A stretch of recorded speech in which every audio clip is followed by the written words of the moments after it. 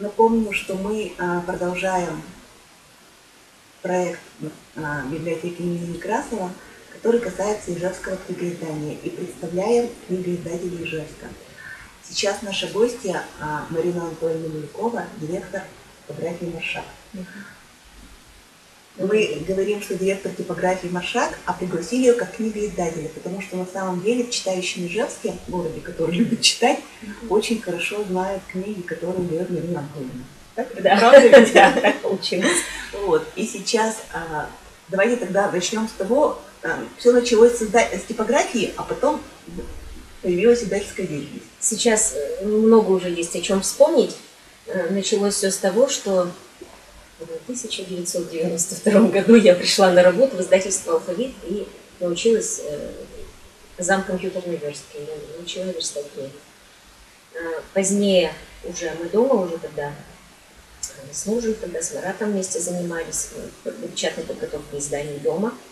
И готовили, получается, что книги, печатной подготовкой книг, то есть работали с другими издательствами, с Татьяной Степановской работали в те годы. То есть книгами занимаюсь много-много лет. Уже получается почти что 30. 28 лет занимаюсь. И поэтому, когда мы купили печатное оборудование, самую первую машину, естественно, вопросов уже не возникло, книги пошли сами собой. И дальше типография развивалась во многом от потребностей заказчика. То есть докупалось новое оборудование, и сейчас мы спустя, получается, работаем уже как 15 лет как типография «Маршак» с открытой на улицу дверью. И комплекс оборудования, уже собственная полиграфическая база, позволяет нам выполнять капризы разного рода, требования заказчика, позволяет соответствовать. И каждая новая покупка, она каким-то образом реализует запрос заказчика на то или иное издание. Покупка оборудования. Да, да. То есть получается, что мы слушаем, что просят люди, и, соответственно, под это покупаем новое что-то. А что просят люди? Что просят люди? Вот, например, в этом году совсем не было, потому что так будет удобнее.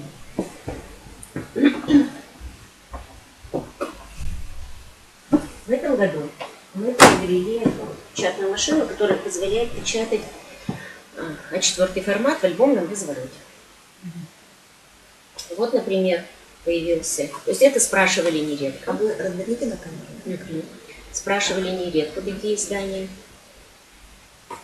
Но мы обходились тем, что мы печатали А4 в пресс и крепили, например, на болты или в тачку. То есть машины наши не позволяли делать полного разворота. Вот. Сейчас, вот в этом году мы в 2020 году приобрели такую машину, и вот мы можем сделать книгу А4 формата в альбомном развороте под шитье. А какие еще уникальные, вот, чисто как бы совпадения технических возможностей и запросов? Ну вот, например, у нас запрос был служебник в Кожзаме, Кожзам, все из печати. Принтер, он, наверное, в 16 году, что ли, был принтер. Вот, на этой книге у нас тиснение золотом. Это горячее тиснение фольгой. Но это было уже еще с первых лет. Ну вот, например, книга дополнительного оформления. Коробка с ложементом и горячее тиснение. Материал, переплетный материал бархат. Горячее тиснение фольгой тоже, как на коробке, так и на бумажке. Это ведь очень дорогая работа. У нас есть заказчики, которые способны ее оплатить. Это нет, она недорогая. Нет, она недорогая. Или вот, например, переплет из бомвинила, который сделан тоже не без цветной печати, а только с тиснением. Нет, она не такая дорогая. Ну, небольшое удорожание есть, но не принципиальное. Или вот интересная очень работа в прошлом году, нет, 2020 года, по заказу татарского общества, сейчас я скажу точно, как называется, региональная национальная автономная Татаро-Удмуртской республики заказывала, музей национальный предоставлял материалы. Это материалы Гаты Кутузовой. В этой книге нужна была схема. Обязательно. То есть ценность Гаты Кутузова, материалов его, во многом является именно наличием такой схемы татарской слободы. То есть книга вот у нас комплектуется вот такой вот схемой, планом схемой. Покажем. Вот то же самое, вот формат этот большой. Смогли мне почитать. А можно сказать, кто основные заказчики? Вот я уже думала об этом. Там, знаете как? Мы можем, не называя таких плотных имен, да, просто это частные лица, это организация, это предприятие. Все есть, все есть. Все присутствует в равной степени. Частных лиц очень много, сплошной поток частных лиц. То есть постоянно в работе там 3, 4, 5 книг участников, причем они вот от такой крошечной. Вот у нас получается участники вот от маленькой брошюрки, вот, ну, сборник покрупнее, но это вот Антонина Курочкина, может быть, известна вам. Потом вот у нас, например, Александр Булаев, тоже который, вот этот вот он переплетен. Это все участники. Вот на Трюмину заимку, но позднее я бы про нее хотела отдельно сказать, про Галину Гриценко. Да, тоже это частное лицо. Вот это у нас юридические лица, заказчик, архив. Так, вот это получается вот музей национальной автономии татар. Это у нас государственный совет. Это у нас студотряды. То есть вот это вот все юрлица. Потом немалую долю занимают юбилейные издания. Постоянно у всех организаций есть какие-нибудь юбилеи. Вот у нас 100 лет экспертно-криминалистической службе в прошлом году. Очень интересная тоже книга. Это более ранние, 25 лет училась. Организации постоянно заказывают. Тем более сейчас ведь у нас как раз 2020 год. Очень много организаций были образованы в 18, 19, 20, 21 году. Вот, и они как раз сейчас отмечают юбилей. То есть и мы сейчас выдаем. Да. Невозможно все взять. Я, потому что когда стала собираться к вам, и это хочется взять, все охватить невозможно. Вот. Частных лиц много, организаций много. Потом есть у нас, а вот я даже не взяла, сборник статей, монографии, материалы конференций. То есть такие тоже вот материалы издаются в виде книг. А вообще у вас в год много выходит наименований? Я даже не сосчитаю, но сколько не может. То есть я даже не ставила себе ни разу задачу сосчитать, но я даже... Вы работаете на уровне издательства «Удмуртия». Да. Ну, понимаете, дело в том, что издательство «Удмуртия» и мы совершенно разные цели и задачи преследуем. То есть издательство «Удмуртия» является изготавливает представительскую продукцию и готовит ее именно на том уровне, чтобы представить республику на российском рынке. А мы отвечаем на запросы массовые широкого круга населения. То есть вот как частных лиц, так и организаций. Юрий Васильевич не возьмется вот за такие. Это не его уровень. То есть они занимаются более серьезными, крупными исследовательскими работами и богато изданными книгами. То есть у них в основном продукция такого плана. А дизайн книги, редактура, корректура, это все на вас лежит? Ну, чаще всего, да, на мне, но бывает так, что заказчик предоставляет. Вот, например, студотряды, про которые я говорила, это макет Натальи Сметаниной, может быть, вы знаете, даже ее души представляли. Вот, потом, вот эта книжка интересная, вот, это по заказу Ижевского музея, музея Ижевска, это роман Космикова, макет. Вот этот макет мы передавали, это Анна Закревская, это по заказу Национальной библиотеки. Очень красиво. Анна сейчас, она уже тогда была только что окончившей университет, сейчас она уже знаменитая. У вас была очень красивая стильная книга «Сказка Ольги Арматинской». Это не наша, нет. Это не наша. Нет, это не наше издание. Про Арматинскую сейчас отдельно скажу. И про кого-то еще я хотела сказать. А, вот Дмитрий Провоторов вот это делал макет. Вот этот вот Александр Фертиков То есть частенько мы привлекаем сторонних дизайнеров, либо сам заказчик предоставляет макет, который. Но если ни то, ни другое, то тогда чаще всего я занимаюсь. Судя по объему книг, вы достаточно читающий человек, в всяком случае имеющий представление, да, о том, что вот какой сейчас тренд у авторов. Вот я даже не знаю, что сказать про авторов. Авторы пишут, как всегда, о жизни и о любви. О чем еще люди пишут? Конечно, есть, как-то приносили много, за 2, наверное, 3, фантастические, мистические рассказы. Был у нас такой автор Крестьянинов, я, по-моему, не оставила ни одного экземпляра. Он настоящий тоже писатель, и не такой уж не самодеятельный, да. У него тоже интересные рассказы, жизненные, с этой мистикой, очень интересно. Особенно-то хотелось мне вот про Галину Гриценко сказать. Это вот я бы открытием вообще назвала года. Приходит к нам, ну, заходит женщина, вот хочу книгу напечатать, ну хорошо, к нам не каждый день. Дает на флешке текст. Начинаю верстать, зачиталась. Начала читать, оторваться не могу.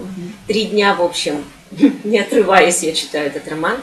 Отдаю корректору, она мне с восторгом звонит. Галина, я оторваться не могу, отправила читать. Это тоже. В общем, это какой-то самородок. Вот женщина Сувы, совершенно исключительный по насыщенности, напряженности роман, даже я бы сказала сага, охватывающая временной промежуток с 1914 года до 70-х годов прошлого века, то есть полную жизнь героини. Это художественное произведение. Художественное произведение, совершенно художественное произведение. Вот долгая жизнь героини, далее ее детей, ее внуков. Невозможно оторваться, просто потрясающе. Вот самородок настоящий, ее надо продвигать. Потом Увинская библиотека заказывала дополнительный тираж, потому что им тоже выделили деньги, именно вот на закупку Галины Гриценко. Ну, это вот тот человек, которого надо продвигать, надо помогать. То есть совершенно исключительно. Вы занимаетесь попуткой и рекламой замечательных авторов. Да, но вы же меня просили вот отметить, да, кто мне понравился. Потом вот неизгладимое совершенно впечатление оставил на меня Александр Иванович Жуков. Вот я взяла 2 книжки, у меня был еще 3-томник его, но, видимо, не сохранила. Это он живет в Игре. Он долгое время был главным редактором газеты «Светлый путь», Игринской газеты. Сейчас ему тоже 80, вот в этом году исполнилось 80. Он тоже несколько лет подряд к нам ездит, издает сборники. У него и стихи, и проза, бытовая проза, и охотничьи зарисовки. То есть он сам охотник. И вот когда мы делали 3-томник, там, значит, 1 том был стихи, поэзия. Один том был у него поэзия, 1 том охотничьи зарисовки и 1 том повести и рассказ. Стихи настолько проникновенные, что тоже вот во время верстки просто глаз зацепился, начала читать, прослезилась, проплакала до самого. В общем, совершенно. Потом охотничьи рассказы, очень тоже интересно. Меня вот что впечатляет за годы работы, сколько у нас талантливых людей.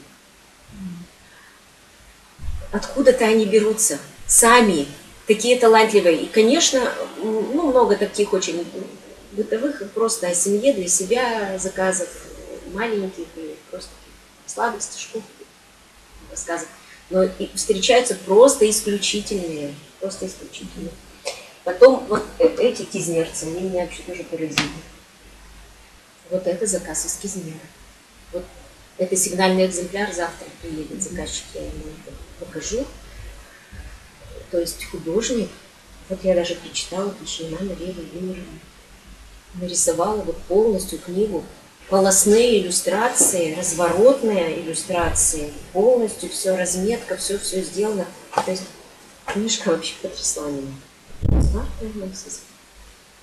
Что наше исполнение, это понятно, но то, что художница Это жительница Кемерово. Видимо, да, спрос не такой. Вот, но заказчик вот завтра из Кизимира должен приехать.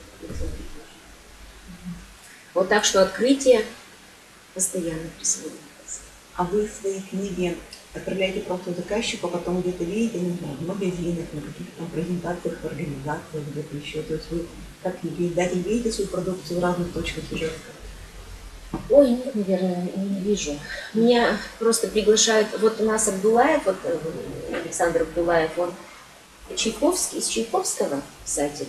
Он чернобылец, афганец, у него интересная, тоже очень интересная литература, с удовольствием читаю. Он тоже где-то раз в год, раз в 2 года что-то издает новое. Вот. Он тоже и то дает интервью, то презентацию устраивает, где-то бывает в библиотеках, именно в Чайковском, то где-то в газете про него написали, он мне присылает интервью, что он меня нас там отметил. Вот, так что сейчас я ему тоже это видео отправлю, что я его показала. Вот. Потом Вахрин у нас еще, сейчас еще быстренько скажу. Где-то внизу последний. Вот. Вот еще у нас Василий Никитич Вахрин. Ну, вот. Его хочу показать, как вот спрашиваете вы про заказчика, как типичный представитель вот такого поколения, которые пишут о своей семье. Люди, когда выходят на пенсию, очень часто начинают заниматься изысками родословных, поисками своих предков, поисками родных и оформляют это все. Это вот вообще не редкость. Но эти книги, вот они могут быть вот от таких небольших, ну, вот, например, родословные книги. Вот от небольших изданий. То есть вот тоже бабушка, вот она собрала тут родословную, тут собрала свою семью, кто, кому, брат, сват, вот такого рода. Вот она всю свою семью собрала, предки, бабушки, дедушки, внуки, правнуки, все вот она собрала. То есть вот это вот ну, очень часто есть заказы, очень часто. Тиражи, как правило, маленькие, 10, 20, 30 штук. А Василий Никитич, он шире шел, дальше, он бывший журналист, он поэтому не останавливается, и вот у него его вот изыскание семейное. Он бывший журналист, у него глобальное видение. Да, у него глобальное видение, и вот он в такой труд вылился, его вот, эти поиски, его и родословные тут, и истории его деревни, и, в общем, много очень. Он тоже проводил презентацию в Национальной библиотеке. Елена Анатольевна, а вот столько книг, столько тяжелого, такого чистого даже по весу труда, да, а вам не кажется, как книгоиздателю бумажных книг, что вам интернет наступает на глаза? Безусловно, интернет наступает. Но с чем я сталкиваюсь, что кому что удобнее. Например, разговаривала вот даже вот в связи с предстоящим интервью вчера с мужчиной, ну, вот у нас работником нашим, из нашего здания, но ему, наверное, 45. Он сказал, что я бумажных книг уже больше не покупаю. Читаю в электронных. Но в то же время, например, мои дети, одной 21, другой 18, они покупают бумажные книги. То есть я им покупала электронную, попробовали, попользовались, и удобно, мне нравится. И мои вот продолжают покупать бумажные книги. Поэтому кому все-таки как удобнее. И мне кажется, что это как театр и кино. Помните фильм «Москва слезам не верит»? Как там, да, герои рассуждают. Скоро не будет никаких театров, будет одно сплошное телевидение. И героиня возражает, но ведь театр это же отдельное искусство. Так вот мы сейчас с вами сталкиваемся с тем, что бумажная книга – это отдельное искусство. Несмотря на то, что интернет, да, электронный, да, и люди будут пользоваться, и информацию мы собираем, естественно, в интернете, но наслаждаться языком, литературой, прозой, стихами все равно приятнее, держа в руках. Однозначно. Особенно чем красивее полиграфия книг, тем как бы более заколдован читатель, да? Да. А вот вы живете заказы, ну как бы текучка даже, да, издательская. Да. А есть какие-то планы, вот, связанные именно с книгоизданием? Да вот про планы я тоже подумала. У нас, мы с Арматынской давно собираемся что-нибудь ей издать. Дело в том, что мы вот, ну, поскольку, да, типография, то есть я издаю книги на деньги заказчика. То есть заказчик оплачивает и печатную подготовку, верстку, да, обработку, изготовление, полиграфию, все, и получает готовый тираж. А в случае с Арматынской... Давайте скажем, что это ижевская писательница и сказочница. Сказочница, да. Замечательно.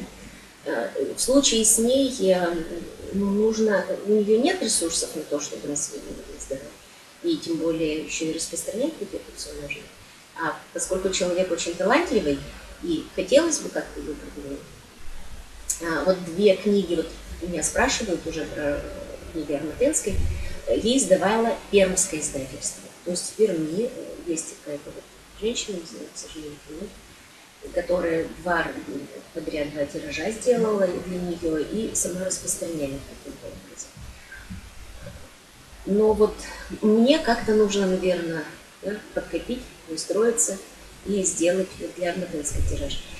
У нас разговоры об этом шли. Мы даже с художником Устаевым разговаривали о том, чтобы он проиллюстрировал. И он к нам приходил, Василий, мы обсуждали это все, но пока как-то не сдвинулось. То есть для вас работа типа книги, как для Арматынской, это благотворительность, да? Да. Но это не только, да, благотворительность, но, как сказать, мы уже созрели для того, чтобы приносить пользу глобальную.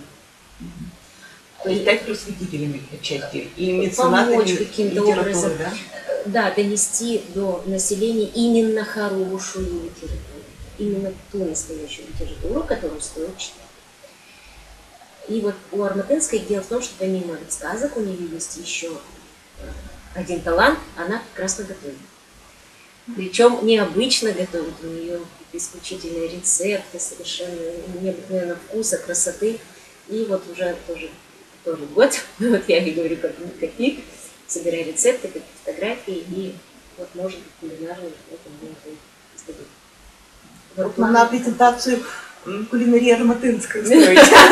Да, с дегустацией. Надо вот с Ольгой, если еще раз мы не увидимся, я еще скажу, что Некрасовка готова принимать прямо с мастер-классом. Так что, может быть, это будет. Ну, то есть вы не чувствуете, что Ижевск – это город без какого-то вот такого книжного движения? Ой, да что вы! Оно настолько активно, у нас дверь не закрывается, понимаете, иногда каждый день заказы. То есть иногда мы не успеваем даже переработать. Вот. То есть каждый день заказывают книгу, каждый день. Мы еще за ту не взялись, у нас снова следующее. Просто я уже говорю, все подряд не несу. У меня, вот я буровиков хотела показать. Вот у нас хорошие 15 лет буровым системам. Ну вот, например, да, тоже юбилейная книжка. Вот она сейчас у нас на упаковке уже. Мы ее сегодня окружаем. И у нас постоянно так, то есть что-то на переплете, что-то уже на упаковке, что-то еще в печати, что-то на корректуре, что-то на согласованиях, вот завтра отдам сигнал. И в итоге в работе у меня, не знаю, штук 10, наверное, вот в разных процессах. И это все время. Одни отдали, новые. Вот вы только второй гость нашего проекта, а уже понятно, что на ближнем фестивале «Читай Ижевск» надо ставить отдельный шатер для ижевских книгоиздателей и их продукции, чтобы продавали там, да, ведь вот эти книги. Вообще замечательно. Большое спасибо. Что еще вам показать из того, что я принесла? Покажите нам все, что у вас все, что я хотела сказать. Вот у вас толстый мужчина. Вы меня... Вы мне в вопросах, вы тут задавали вопрос, какой был самый маленький тираж, самый большой. Ну, самый маленький-то по одной штуке, это вообще не редкость. Самый большой тираж, который мы издавали, это вот книга Василия Алексеева. Это олимпийский чемпион, знаменитый тяжеловес. Он не ижевский? Нет, он не ижевский. Ижевский автор. Вот на обратной стороне Владимир Анатольевич Салтыков. Он тоже, наверное, вам известен, он много лет издавал журнал «Алим», и его не стало в прошлом году, в феврале, видимо.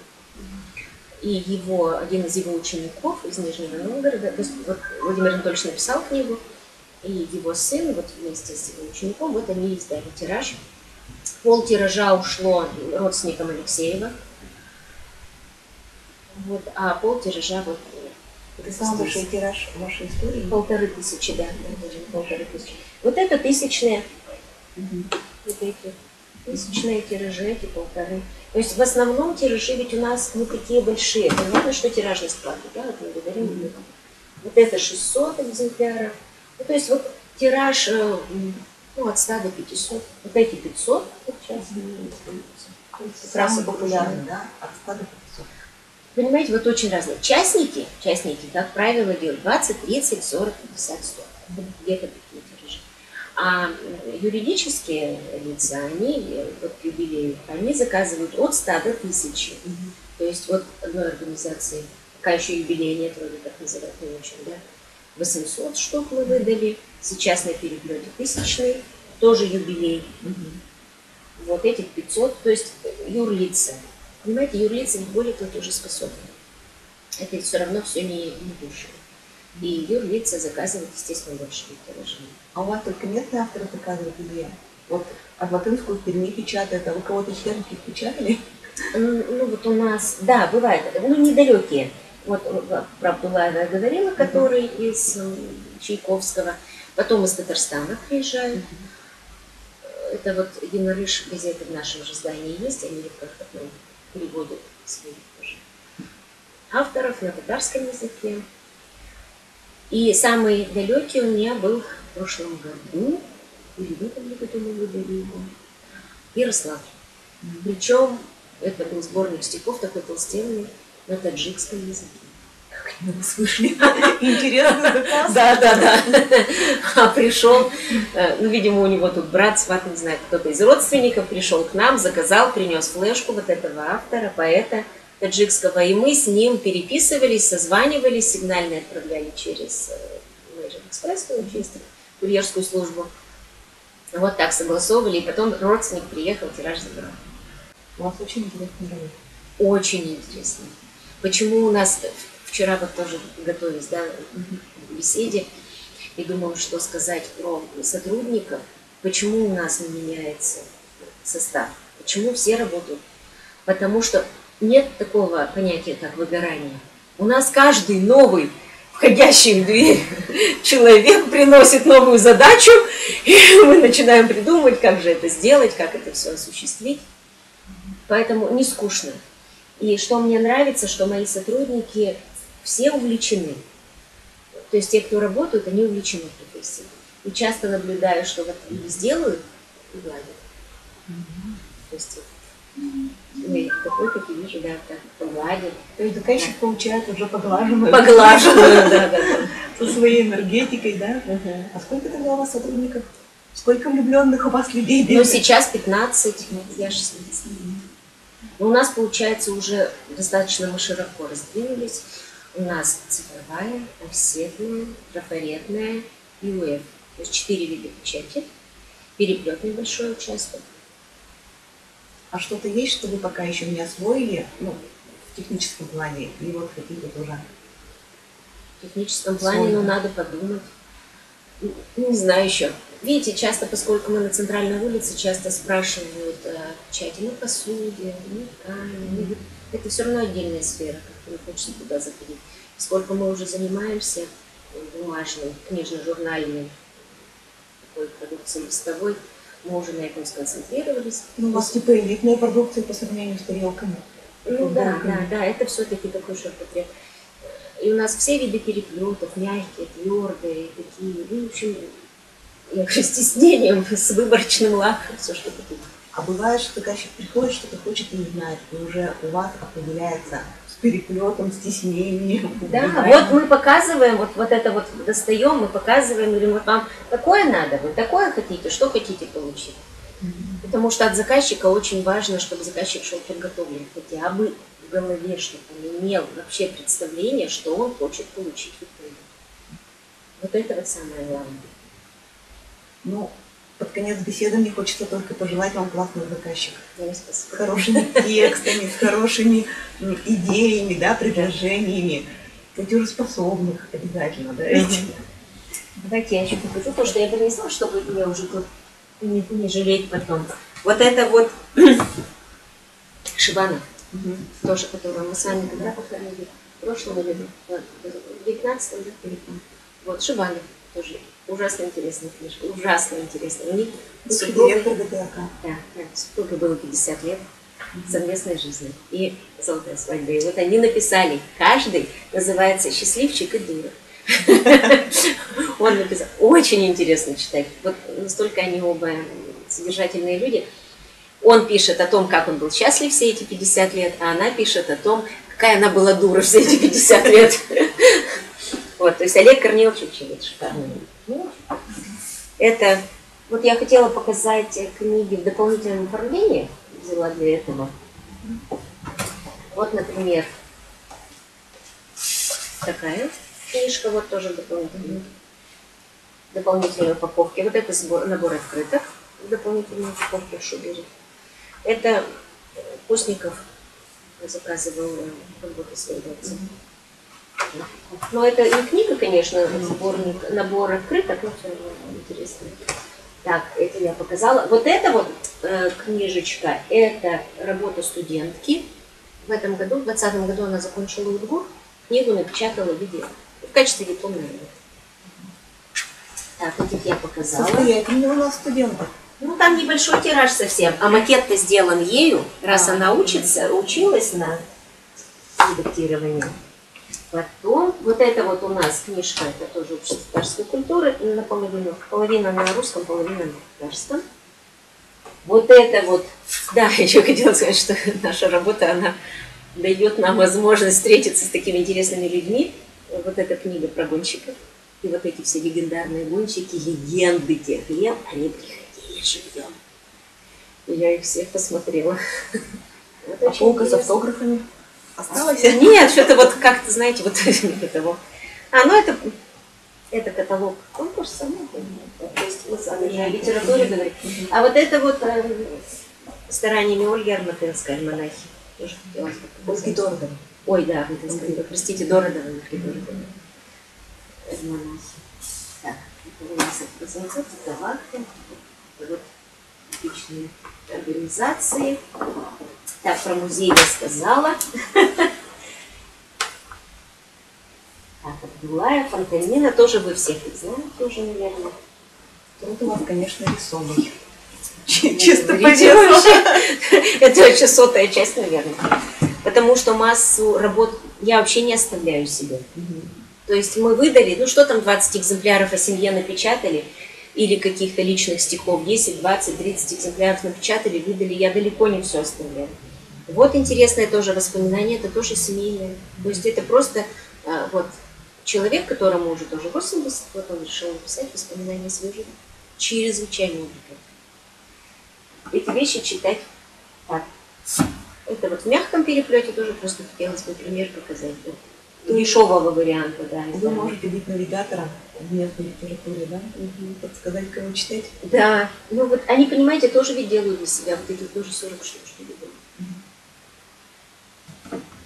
Вот это вот в мягком книге, то есть вот эти более вот эконом для населения. Да, вот эти вот они уже подают. Так что вот приходите все в типографию Маршак, читать свои талантливые вещи. Да, большое спасибо, Марина. Приятно было так близко узнать все подробности. Спасибо. Об этом рассказывать можно бесконечно. Значит, продолжение следует. Да, всякие курьезные случаи полно. И, в общем, работа настолько интересная, что каждый день есть о чем рассказать. Прекрасно. Спасибо.